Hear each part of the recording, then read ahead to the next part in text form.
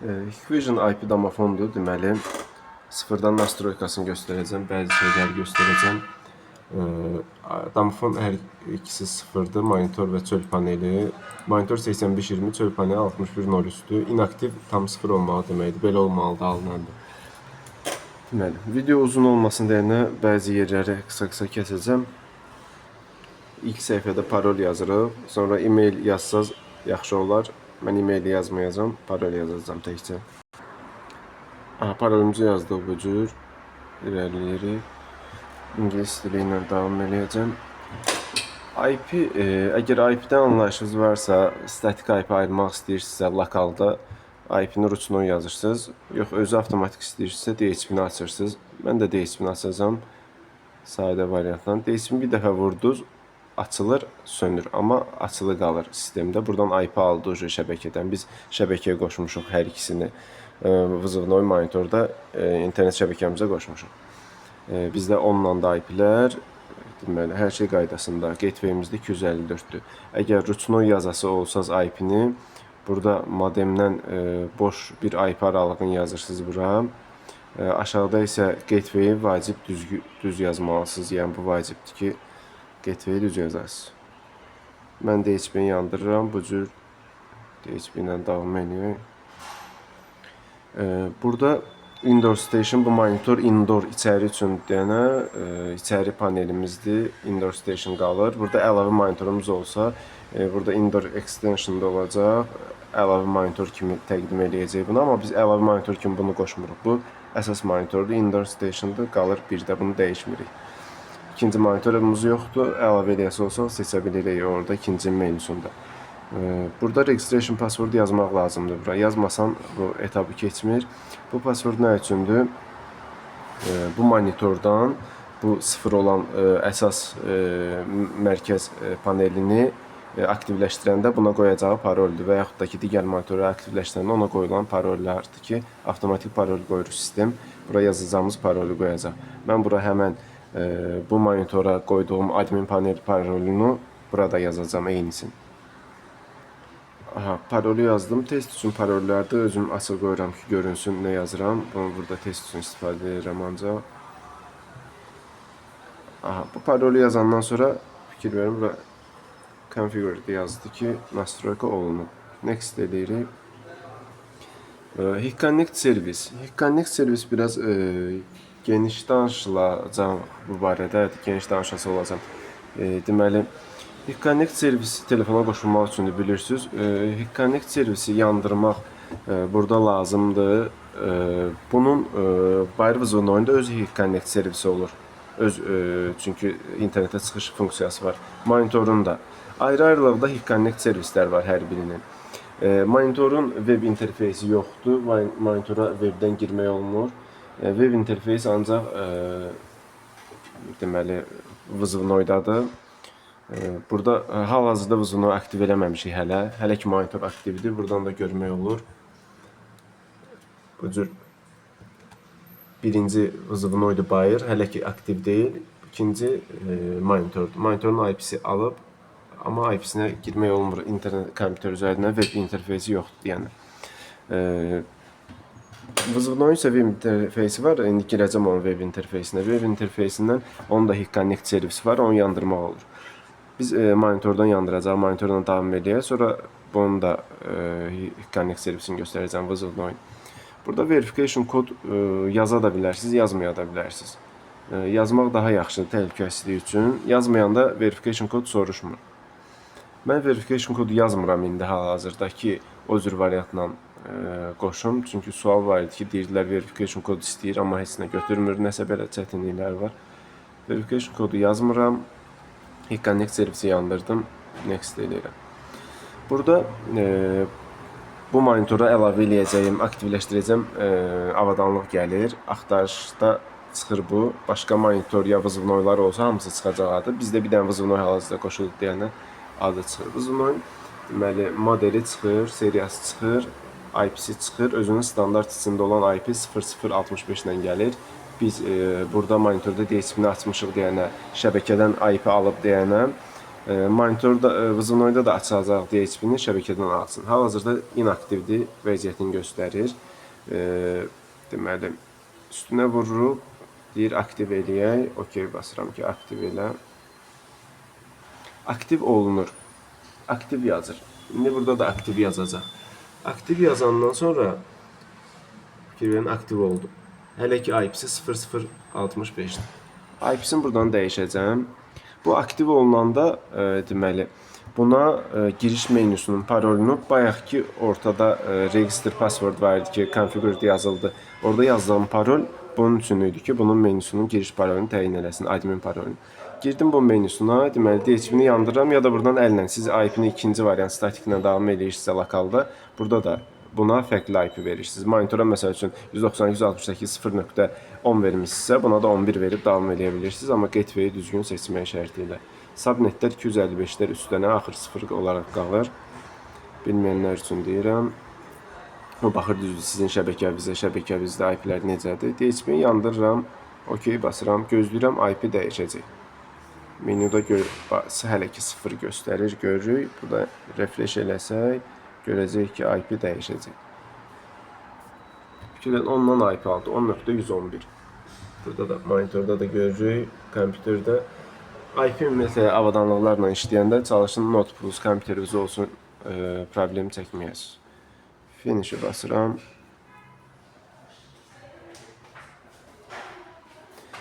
Avadanlıq aktivləşdi, IP-si oturdu yerinə, hər şey qaydasındadır. Zəng üçün əylənəcək bu qədər, indi telefonu tanıtmağı göstərəcəm. Zəng gəlir, burada qaydasında hər şey. Connect servisi girmək üçün menyuda bura girib əsas menyuya giririk, admin panelə, adminin menyusu parolunu yazıram. Aha, parolu yazdıq, içəri giririk menyuya.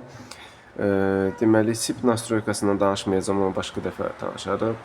İnterneti göstərim. Bu infodur, infosu haqqında məlumatlardır.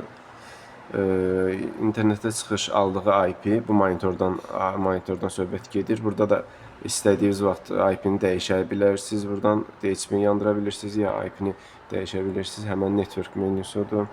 Bu Bayır VZNOI-un menyusudur ki, burada VZNOI-lar, monitorlar idarə eləmək olur. Bizdə Bayır VZNOI hal-hazırda 10.111 alıb, IP-sinin üstündə basıb təzədən görə bilirik. Buradan bunu sıfırlaya bilirik. Əgər bu oxu basanda sual verəcək bizə. Reset all default parameters. Bu VZNOI-ya aiddir, ancaq VZNOI bu cür sıfırlamaq olur, sıfırlaya bilirsiniz. Buradan təzədən girib IP-lərinə buradan da baxa bilirsiniz. Nastroykasının IP-sini dəyişə bilirsiniz. Bunun menyusuna webdən girmədən. Ən rahat amma web interfeysinə, kompüterdən web interfeysinə girməkdə onu göstərəcəm. Qayıdaq arxaya. SIP-lərlə işimiz yoxdur. Gəlir axırıncı menyuya. Burada ikinci restore all bu monitoru zavodskoy vəziyyətə qaytarmaqdır. Həmən bayaqki onun göstərdiyimin monitora aid olan hissəsi budur. Bu əsas buradan restore all eləsək monitoru zavodskoy sıfır vəziyyətə qayıdır. Qoşulan telefonu buradan ayırmaq da olur, upgrade eləmək olur. Biz Connect servisə girəcəyik, deməli telefona tanıtmaq üçün. Connect servisə girdik. Fikir verin, connected yazır, yəni internetə çıxışımız var. Bu proqramı yükləmək üçündür. Proqramı bilirsiniz yəqin ki, Connect-dir, ehtiyac yoxdur o hissələrə. Burada əlavə eləyəcəm bu QR kodu oxudumaqla sağdakı. Telefondan Connect-ə əd eləyib, scan QR kodu eləyirik.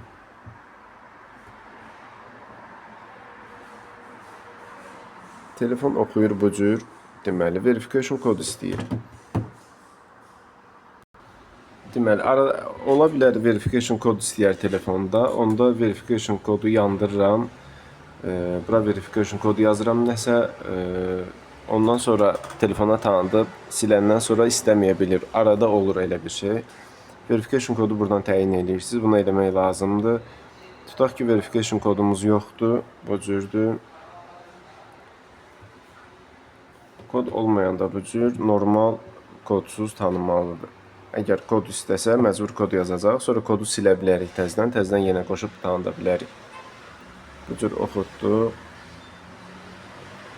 Fikir verin, heç nə kod istəmədi. Verification kod istəmədi, yoxdur, çünki Amma olmaya bəzən istəyə bilir, yəni o problem deyil. Elə olanda verification kod təyin edib, təzədən silib tanıtmaq olur. Deməli, domofon gəldi telefona, zəng vasitəsilə də yoxlayaq bunu.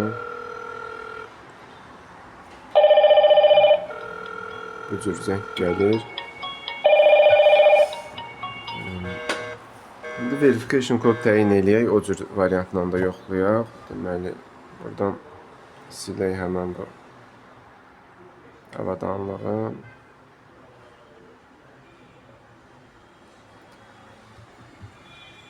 Verification kodu yandırıram. Bura nə istəsəz yaza bilirsiniz. Bayaq bir yazmışdım test üçün. Məsəl üçün QWERTY yazaq. Biz bunu yazanda bu barkodu dəyişir. Barkod QR kod dəyişilir. Avtomatik dəyişdi. Dəyişdiyinə əmin oluruq. Çıxıb təzədən giririk ki, yazdığımız verification kodu buradadır, yoxsa yox. Bəzən yadında saxlanmaya bilir, yoxlamaq lazımdır hər ehtimala.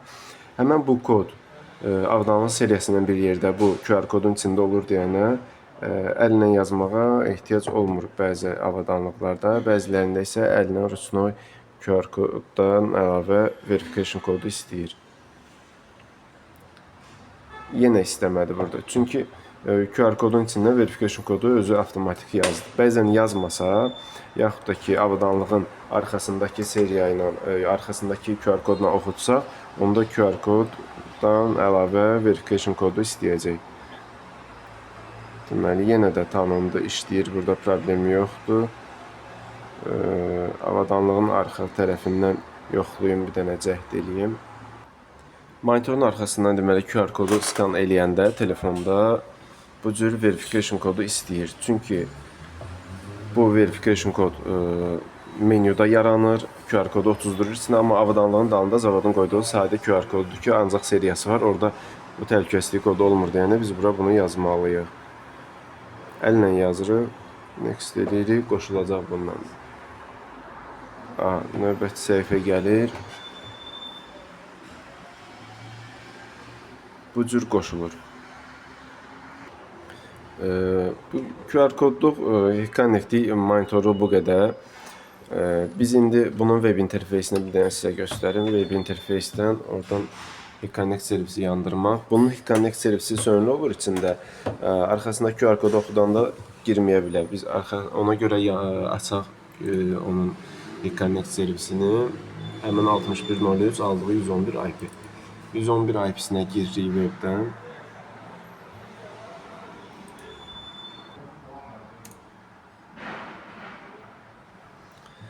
Bu cür web interfeysi açılır. Domofonun bayır vızıvını oynayın. Biz network'e giririk burada birinci şəbəkə.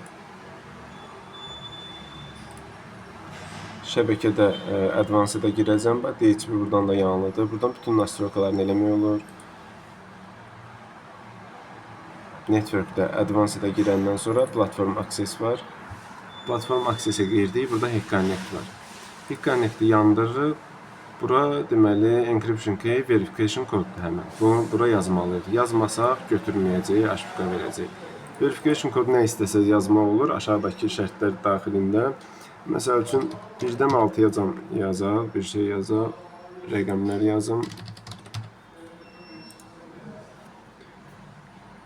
Connect servisi açdım, parol yazdım, verification'a save success yazdı. Okey, bu qaydasında.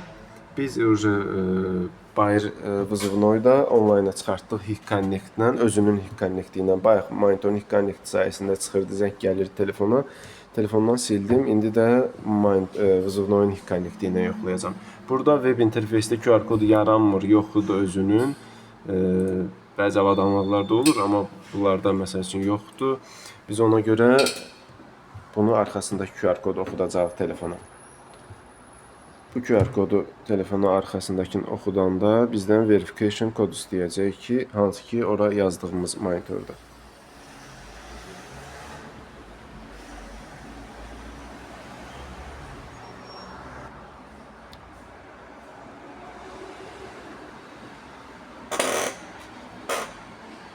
Həmən verification kod istədi. Deməli, verification kod 1-dən 6-ya rəqəmlər qoymuşdum.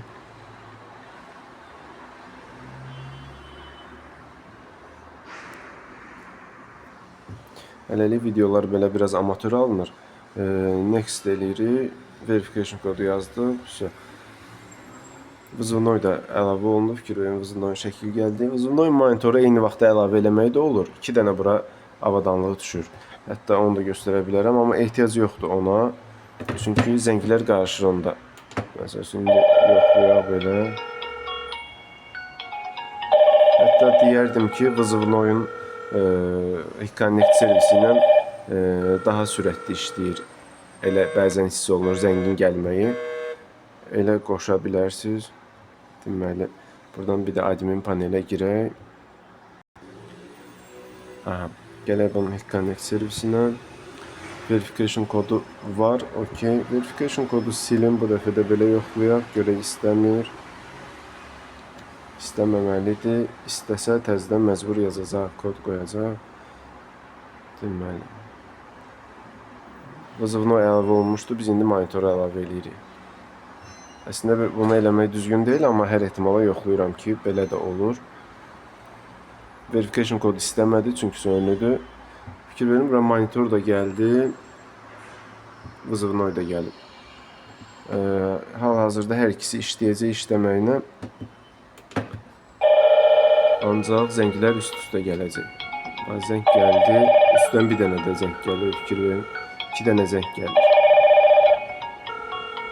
Ona görə birini əlavə eləmək lazımdır. Bu qədər. Hər şey qaydasında. Bunları reset eləməyi, downloadları göstərim. Menyudan reset eləməyi. Menyudan biz bunu da reset eləyə bilirik. Bunu web interfeysdən də reset eləyə bilirik. Web interfeysi açıqdır hal-hazırda. Zavodskoy vəziyyətə gətirməyi göstərim. Maintenance-ə girəndən sonra Restore All basacaq. Resetlənsin. Bu da telefondan qoşulmanı ayırmaq üçündür. Parol istəyir. Mən buradan ayırmayacağım webdən. Monitordan da idarə eləmək olur. Çoxsu monitorla işləyir deyənə. Buradan çıxıram, logout edirəm. Monitordan göstərəcəm bu ardıcıllığı. Biz monitoru sıfırlamırıq. Birinci bunu sıfırlayırıq ki, sonra monitoru sıfırlaya bilək. Monitoru sıfırlasaq alınmayacaq. Configuration-a giririk. Admin panel parolunu yazırıq. Aha, admin panelə girəndən sonra biz Vızvnoya giririk bura. Burada Restore-a gəlirik, Vızvnoyun Restore-una bunun. Okey basırıq. Bu həmən bu Vızvnoyu sıfırlayacaq, Restore eləyəcək. Burada görə bilərik. İndi birazdan inaktiv düşəcək. Aha, inaktiv düşdü. Sıfırlandı, qaldı monitor. İndi də monitoru sıfırlayacaq.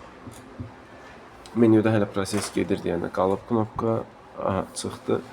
Aktiv yazır, ancaq inaktiv olacaq. Birazdan yeniləmədə. Hal-hazırda tapmır, çünki avadanlıq Perezagodskaya getdi, restarting eləyir, sıfırlanır deyənə. Bura gələcək, inaktiv yazacaq. Birazdan bu da siqnalizasiya eləyəcək, sönüb yandı olsun.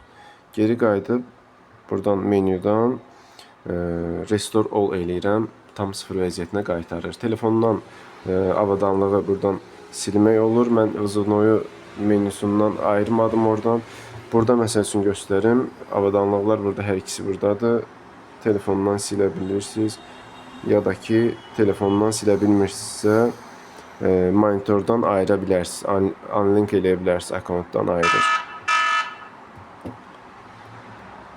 Biz monitoru ayırdıq. İndi monitor gedəcək telefonda.